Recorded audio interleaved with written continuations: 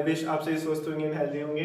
तो आज हम क्लास 9 का चैप्टर फर्स्ट नंबर सिस्टम हमारा चल रहा था, तो उसके 1.3 एंड 1.4 एक्सरसाइज करने वाले हैं। तो सारा कंसेप्ट भी समझेंगे और क्वेश्चनों को भी सॉल्व करेंगे। ओके, तो चलो शुरू करते हैं। सो गाइस, क्वेश्चन नंबर 1 कुछ इस तरह से है। हमको यहाँ पर कुछ फ्रैक्शंस दिए हुए हैं, रेशनल नंबर दिए हुए हैं, इनको सॉल्व करना है एंड सॉल्व करने के बाद इनका एक नेचर बताना है कि टर्मिनेटिंग है, नॉन टर्मिनेटिंग है, एंड देन नॉन टर्मिनेटिंग है तो इसका रिकरिंग एंड नॉन रिकरिंग को भी अपन को बताना है। तो पहले अपन समझते हैं कि ये होता क्या है। जैसे एक रेशनल नंबर क्या होता है, रेशनल नंबर को हम क्यू से शो करते हैं, तो पी अपॉन क्यू फॉर्म होती है एंड ऑलवेज हम पी में डिवाइड करते हैं किससे, क्यू से। तो हमारे यहाँ पर क्वाड्रेंट आता है और नीचे रिमाइंडर आता है। तो अगर कभी हमारा रिमाइंडर 0 आ जाए, मतलब हम कह सकते हैं कि जो हमारा न्यूमरेटर है वो पूरा डिविजिबल है, और डिविजिबल है तो यहाँ पे हमेशा 0 आएगा ही आएगा। ओके, देन जैसे अगर मैं ये बोलूँ 5/2, 5/2 को अगर मैं सॉल्व करूँ तो क्या आएगा, 2 2 ज़ा 4, बच गया 1, लगाया पॉइंट, आ गया 0, 2 5 ज़ा 10। मतलब लास्ट में हमारा जो रिमाइंडर है वो 0 आ चुका है, चाहे डेसिमल का यूज हो रहा है या नहीं हो रहा है, लेकिन हमारा कभी भी अगर रिमाइंडर 0 आ रहा है तो इस कंडीशन में हम बोलेंगे कि ये जो एक्सप्रेशन गिवन है हमको, ये एक टर्मिनेटिंग है। मतलब 0 रिमाइंडर आ गया मीन्स ये टर्मिनेटिंग हो चुका है। देन अगर किसी केस में यहाँ पर रिमाइंडर कभी भी 0 नहीं आए, हमेशा आगे बढ़ता ही जाए, बढ़ता ही जाए, बढ़ते ही जाए, तो उसे हम कहेंगे नॉन टर्मिनेटिंग। आई होप समझ में आया हो। टर्मिनेटिंग एंड नॉन टर्मिनेटिंग क्या होता है।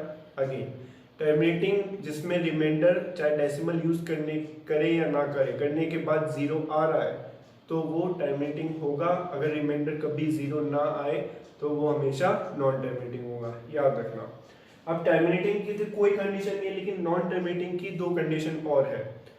क्या कंडीशन है, जैसे कभी क्या होता है 2 के बाद 5 5 5 5 5 ये आता ही जाता है, सिर्फ 5 ही रिपीट हो रहा है, तो इसको अपन शो कर सकते हैं 2.5 एंड 5 बार बार रिपीट हो रहा है, मतलब रिकरिंग हो रहा है। तो यहाँ पर हमारी कंडीशन आ रही है कि नॉन टर्मिनेटिंग तो है ही, क्योंकि हमेशा चलता जा रहा है, इसका रिमाइंडर कभी भी 0 नहीं आ रहा है, इसलिए नॉन टर्मिनेटिंग तो है ही, लेकिन साथ में रिकरिंग है क्योंकि जो नंबर है वो बार बार रिपीट हो रहा है, तो इसे कहेंगे हम नॉन टर्मिनेटिंग। देन अगर 5 4 3 2 1 6 5 1 2 5 ऐसे चलता जा रहा है लेकिन नंबर रिपीट नहीं हो रहा है, तो अगर नंबर रिपीट ना हो तो ये नॉन टर्मिनेटिंग तो रहेगा, लेकिन साथ में नॉन रिकरिंग भी हो जाएगा। तो ये चारों चीज अपन को ध्यान रखनी है। जैसे क्वेश्चन नंबर 1 है, क्वेश्चन नंबर 1 देखो एक बार, इसमें 6 क्वेश्चन है, इसमें अपन को यही बताना है कि वो टर्मिनेटिंग है, नॉन टर्मिनेटिंग है, रिकरिंग है, नॉन रिकरिंग है। तो नॉन, इसको अपन ऐसे देख सकते हैं, ये हो गया टर्मिनेटिंग, यहां पर नॉन टर्मिनेटिंग, और नॉन टर्मिनेटिंग के अंदर हमारी 2 कंडीशन है, एक है रिकरिंग और एक है नॉन रिकरिंग। तो जब जब अपना नॉन टर्मिनेटिंग आएगा उसमें हम रिकरिंग एंड नॉन रिकरिंग दोनों को भी कंसीडर करेंगे। ओके, तो एक 2 क्वेश्चन नंबर 1 में करके बताता हूं। सो गाइस, क्वेश्चन नंबर 1 देखो, 1 का फर्स्ट है 36/100, इसको डिवाइड करोगे तो क्या आ जाएगा, पॉइंट लगाया 0, कितना आ गया 3 टाइम 300 60, फिर से 0 6 टाइम, तो आ गया ये 0.36, मतलब हमारा रिमाइंडर 0 आ चुका है, और रिमाइंडर 0 आने का मतलब ये टर्मिनेटिंग हो चुका है। नॉन टर्मिनेटिंग में क्या होता है, जैसे क्वेश्चन नंबर 2 देखो, 1/11 है, 1 में 11 से डिवाइड करोगे तो पॉइंट के बाद 0, एक और 0 लगाना पड़ेगा, तो यहाँ पर भी 0 आ जाएगा, कितनी बार गया 9 टाइम, 399 1, फिर से 0, एक और 0 लगाओगे तो एक और आ जाएगा, फिर से 9 एंड 99, बच गया 1, मतलब ये बार बार रिपीट हो रहा है, तो हमारा आंसर ये का यही आता जाएगा। मतलब 0 9 बार बार रिपीट हो रहा है, कभी भी इसका आंसर लास्ट में जो रिमाइंडर है वो 0 नहीं आ रहा है। तो यहाँ पर हम क्या कह सकते हैं कि नॉन टर्मिनेटिंग है, लेकिन नॉन टर्मिनेटिंग के साथ ये रिकरिंग है क्योंकि 0 9 बार बार रिपीट हो रहा है। ओके, तो सारे क्वेश्चन ऐसे ही हैं। जैसे मैं एक और करके बताता हूँ आपको, 4th वाला है 3/13, इसका डिवाइड करो, देखो पॉइंट लगाया 0, 13 1 2, 26, कितना आ गया 4, 4 के बाद फिर से 0, कितनी बार जाएगा 39, बच गया 1, फिर से 0, तो वापस 0 आ जाएगा, एक बार लगाएंगे, फिर कितना आ जाएगा 7, 91, कितना आ गया 9, फिर से 0 लगाओ, कितनी बार जाएगा 6 टाइम 78, यहाँ कर रहा हूँ आगे, 19 में 78 दिया, बच गया 12, फिर से 0 लगाओ, कितनी बार जाएगा 9 टाइम, क्या आ जाएगा 117, कितना बचा 3, फिर से 0 पॉइंट लगा के 0, तो मतलब फिर से रिपीट होगा, मतलब मेरा आंसर 0.230769230769 ये रिपीट होता जाएगा, मतलब ये पॉइंट के बाद 6 डिजिट तक तो चेंज हो रहा है, लेकिन 6 डिजिट के बाद ये फिर से रिपीट हो रहा है, तो यहाँ पर ये फिर से नॉन टर्मिनेटिंग तो है ही, लेकिन साथ में रिकरिंग है। नॉन रिकरिंग नहीं कहेंगे क्योंकि यहाँ पे नंबर सेम रिपीट हो रहा है, मतलब एक पर्टिकुलर ग्रुप ऑफ नंबर के बाद वापस से वो ग्रुप रिपीट हो रहा है, तो ये क्या हो गया recurring. Okay, so question number 1 में नॉन टर्मिनेटिंग के साथ नॉन रिकरिंग तो एक भी नहीं है, सारे या तो टर्मिनेटिंग है या नॉन टर्मिनेटिंग के साथ रिकरिंग है। सो फर्स्ट क्वेश्चन इजीली हो जाएगा। अब चलते हैं क्वेश्चन नंबर 2 की तरफ। सो गाइस क्वेश्चन नंबर 2 देखो क्या बोल रहा है, इसके अंदर अपन को 1.7 गिवन है, इसकी वैल्यू है 0.142857 और इसके ऊपर लग रहा है बार, मतलब ये एक non terminating and recurring number है 1/7। सो अब अपन को फाइंड करना है 2/7, 3/7, 4/7, 5/7, 6/7, कुछ भी फाइंड करना हो अपन को, अगर 2 करना है तो इसको 2 से मल्टीप्लाई कर देंगे, 3 से करना हो तो 3 इंटू 0.4142857, बस मल्टीप्लाई करना और आंसर आ जाएगा। एक करके बता देता हूँ, इसको करेंगे तो कितना आ जाएगा 0.411 7 5 8 एंड 2, ये हमारा आंसर आ जाएगा, लेकिन इसके ऊपर बार लगा रहेगा। सो इधर 3 से मल्टीप्लाई कर लेना, 4 से, 5 से, 6 से, जितना पूछा उतना मल्टीप्लाई कर लो, आंसर आ जाएगा। सो इजी क्वेश्चन था। आप देखो क्वेश्चन नंबर 3 क्या बोल रहा है। सो गाइस क्वेश्चन नंबर 3 में अपन को 3 नंबर दिए हैं 1.6 पे बार, एक है 0.47 लेकिन बार सिर्फ 7 पे है, एंड 3 है 0.001 एंड 001 पे हमारा बार है, मतलब तीनों ही number non terminating and recurring है। सो इनको अपन को P अपॉन Q फॉर्म में कन्वर्ट करके बताना है, तो बहुत इजी है, ध्यान से समझना है। ओके, 0.6 बार है तो सबसे पहले अपन ने इसको मान लिया x, तो 0.6 बार को 666 भी लिख सकते हैं, तो इसको मान लिया अपन ने x और दे दिया इक्वेशन 1, यहाँ पे लिख देना माना या फिर let x equals to 0.6666, then multiply both side by 10, यहाँ पे दोनों तरफ मैंने 10 से मल्टीप्लाई किया तो ये हो गया 10x और ये हो गया 6.6666, एक पॉइंट पीछे चला जाएगा, मल्टीप्लाई करेंगे 10 से, इसको दे दिया इक्वेशन 2। नाउ इक्वेशन 2 में से मैं इक्वेशन 1 को माइनस कर रहा हूँ, तो 10x में से अगर मैं x माइनस करूंगा तो कितना बच जाएगा 9x, एंड 6.666 में से 0.666 माइनस करोगे तो ये माइनस हो जाएगा, बच जाएगा ओनली 6, तो x की वैल्यू क्या आ जाएगी 6/9 यानी कि 2/3, तो हो गया P अपॉन Q फॉर्म में कन्वर्ट। सो ये हमारा आंसर था। नेक्स्ट है 0.47 एंड 7 के ऊपर बार है, मतलब 7 बार बार रिपीट हो रहा है। सो फिर से अपन ने लेट x इक्वल्स टू 0.47777 और इसको डाल दिया इक्वेशन 1, देन इक्वेशन 1 को मैंने मल्टीप्लाई किया है both side, multiply both side by 10, तो ये हो जाएगा 10x equals to 4.777 and so on, इसको डाल दिया इक्वेशन 2। अब फिर से मैंने इक्वेशन 1 में 100 से मल्टीप्लाई किया, so again multiply by both side 100, तो कितना हो जाएगी 100x equals to 47.7777 and so on. इसको डाल दिए इक्वेशन 3।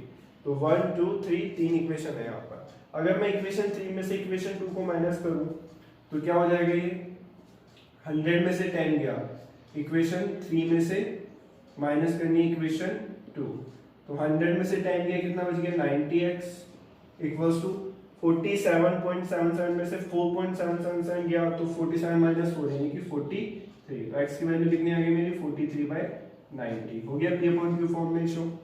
यही हमको करना था, इजी था। चलो अब नेक्स्ट देखो, 0.001 के ऊपर बार है, तो same let x equals to 0.001001 ये ऐसे चलता जाएगा। इसको डाल दिया equation 1। Now multiply both side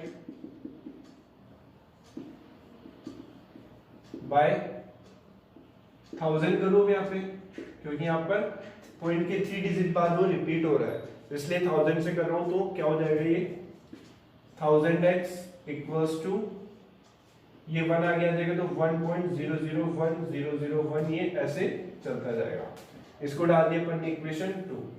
अब इजीली जैसे फर्स्ट क्वेश्चन में गया था इक्वेशन 2 माइनस इक्वेशन 1, तो 100 में से 1 गया, सॉरी 1000 में से 1 गया, तो 999x इक्वल्स टू एंड 1.001 में से 0.001001 गया, तो कितना बच जाएगा ओनली 1।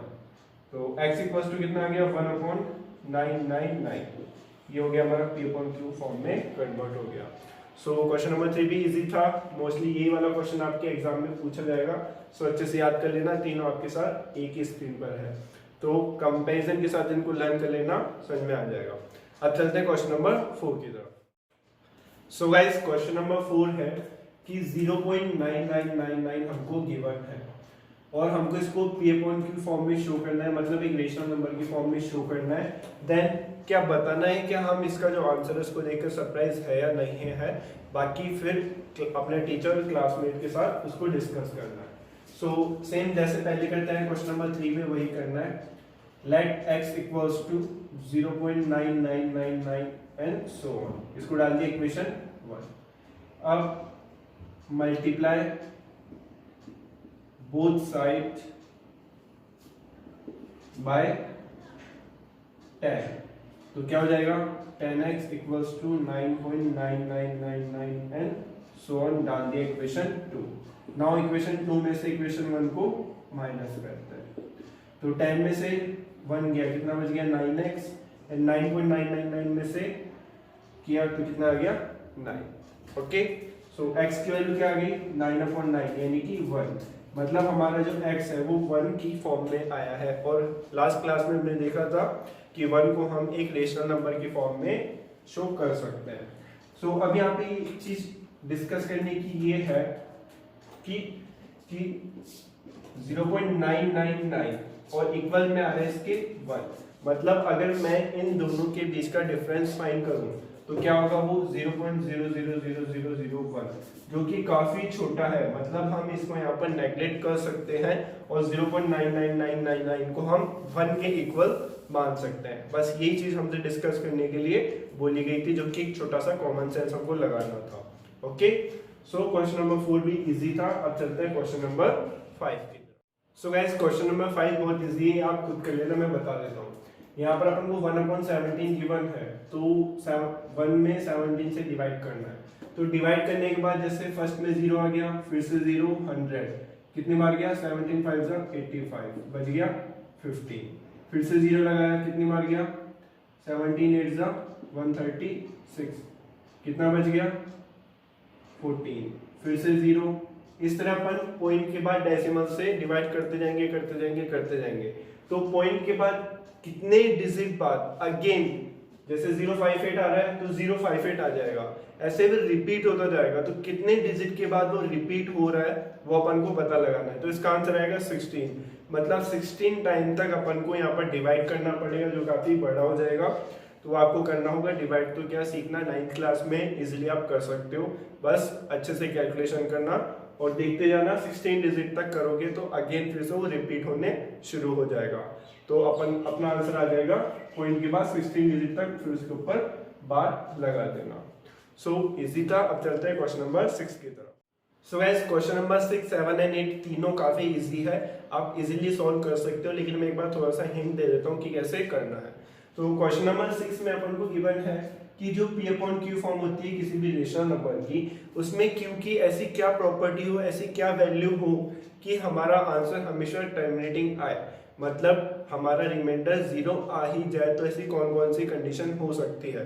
तो सीधा सा याद करो कि अगर हमारा Q, P चाहे कुछ भी हो, लेकिन अगर Q 2 की पावर m इंटू 5 की पावर n की फॉर्म में हो तो हमारा आंसर ऑलवेज टर्मिनेटिंग होगा। मतलब नीचे वाला जो डिनोमिनेटर है वो 2 की फॉर्म में आ जाए, 2 की पावर m या 5 की पावर n या दोनों। मतलब अगर जैसे 1/2 है, 1/2 की पावर 2 यानी कि 1/4 हो, तब 2 की पावर कुछ भी हो तभी भी चलेगा। इस कंडीशन में 5 की पावर 0 मान के 1 रख सकते हैं। नहीं समझ में आया? चलो अपन एक एक ही देख लेते हैं।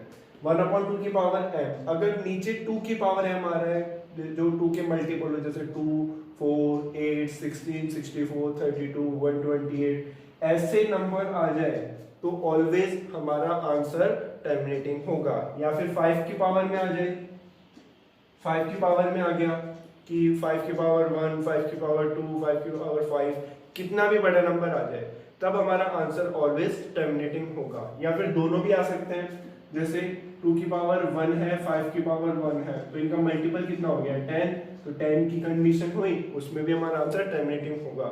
तो 2 की पावर m इंटू 2 की पावर n या दोनों अलग अलग भी आ जाए तो हमारा आंसर ऑलवेज टर्मिनेटिंग होगा।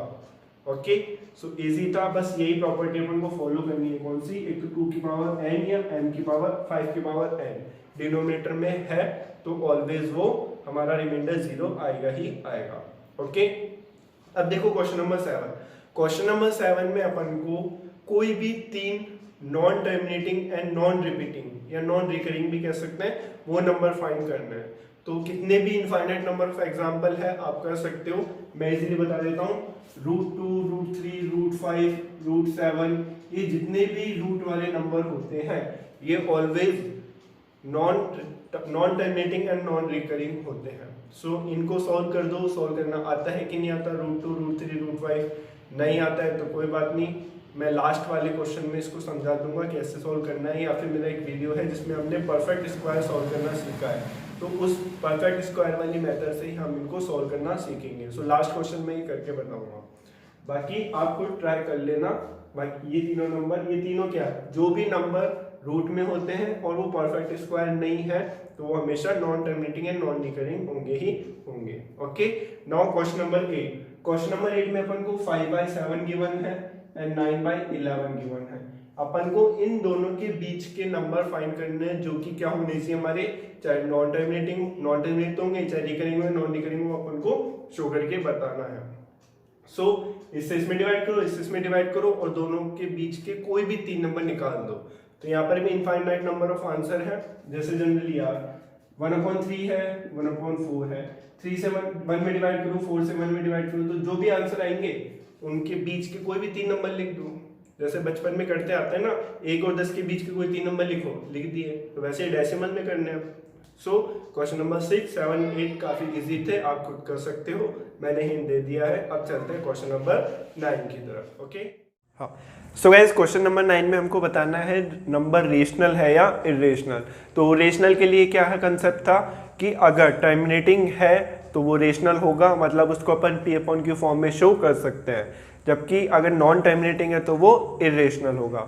सो क्वेश्चन 1 है √23।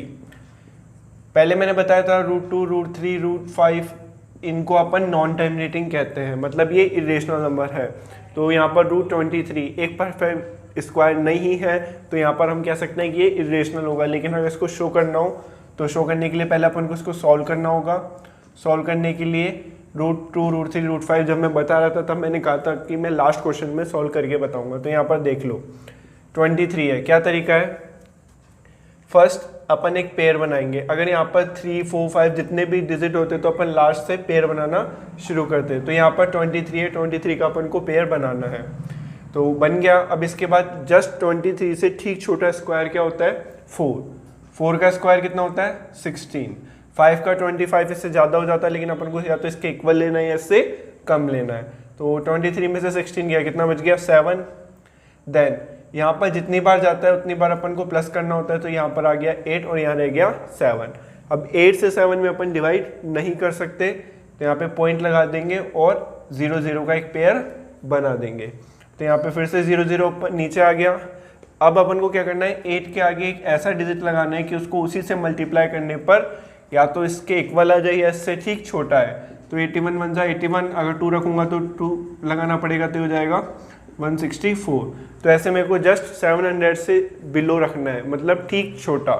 तो लगभग कितना हो सकता है, 7 रख के देखूँ, 8 7 इंटू 7, 7 7 जा 49, 56 एंड 4 609, बिल्कुल 609 होगा, 8 ज़्यादा हो जाएगा तो 87 और यहाँ आ गया 609 और ऊपर भी चला गया 7।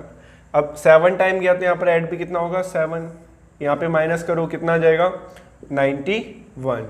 देन ये हो गया हमारा 94। सो अगेन 0 0 का पेयर बन जाएगा, ये चल जाएगा। फिर यहाँ पे अपन को सेम वही फॉलो करना है। 9 4 के अगर मैं 9 लगा दूँ फिर 9 से मल्टीप्लाई करूँ तो ठीक इससे छोटा आ जाएगा। तो कितना हो जाएगा, 9 9 से 81, 9 4 से 36, 36 और 8 44, 9 9 से 81, 81 और 4 85। तो 9 टाइम गया, कितनी बार आ गया, 8541। यहाँ पर 9, यहाँ फिर से 9, तो ये 1058। तो सेम ये ही ऐसे चलता जाएगा और पॉइंट के बाद हमारे नंबर आते जाएंगे। तो पहले ही बोला था, इसको अपन जितना ज़्यादा करेंगे उतना होता जाएगा, इसका कोई एंड नहीं है, क्योंकि ये एक नॉन टर्मिनेटिंग है और नॉन टर्मिनेटिंग है तो इसको अपन एक इरेशनल नंबर कह सकते हैं। हम सेकंड वाला है 9 का 2 to 5, तो 2 to 5 हम जानते हैं किसका स्क्वायर है, 15 का, और 15 को हम एक P/Q फॉर्म में शो कर सकते हैं, तो ये रेशनल नंबर है।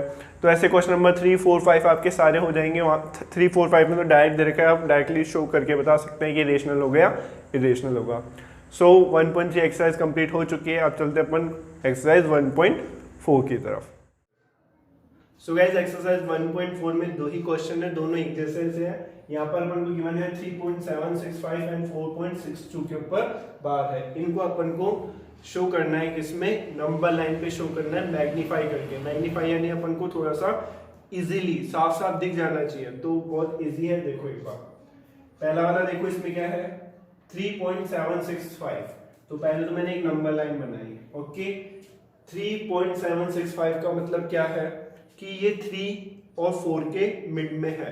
तो पहले मैंने बना दिया 3 के बाद 3.1, 3.2, 3.3, 3.4, 3.5, 3.6, 3.7, 3.8, 3.9 एंड लास्ट में क्या आ जाएगा हमारा 4, फिर आ जाएगा 4.1, चलता जाएगा।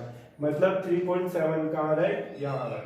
तो अब ये है 3.765, मतलब 3.76 आगे आएगा, लेकिन 3.8 से पहले आएगा। मतलब अब मेरा इसके और इसके बीच में आने वाला है। तो यहाँ से इसको मैं ऐसे शो कर दूंगा, यहाँ पर ये लाइन आ गई, यहाँ पर ये लाइन आ गई, उसको एक नंबर लाइन पे मैंने शो कर दिया। तो यहाँ तो ले लिया मैंने 3.7, इसको मतलब थोड़ा सा मैग्नीफाई कर दिया, और यहाँ आ गया 3.8। तो अब यहाँ कितना आ जाएगा हमारा 3.71, 3.72, 3.73, 3.74, 3.75, 3.76, 3.77, 3.78, 3.79, फिर आएगा 3.8। तो ये कितना था 3.765। तो ये हो गया 3.76 और 3.77, इन दोनों के बीच में ये आएगा। तो फिर से इसको मैग्नीफाई कर दूं, तो ये इधर से इसको और मैग्नीफाई कर दिया, तो ये हो गया हमारा 3.76 और ये हो गया 3.77। ओके, तो यहां से फिर से 3.76, 1, 3.762, 3.763, 3.764, 3.765, 3.766, 3.767, 3.768, 3.769, देन 3.77 हो गया। अपन को शो क्या करना है 3.765, जो कि हो गया ये नंबर लाइन पे हमने शो कर दिया और मैग्नीफाई तरीके से किया है, तो इस तरह हमारा आंसर आ गया।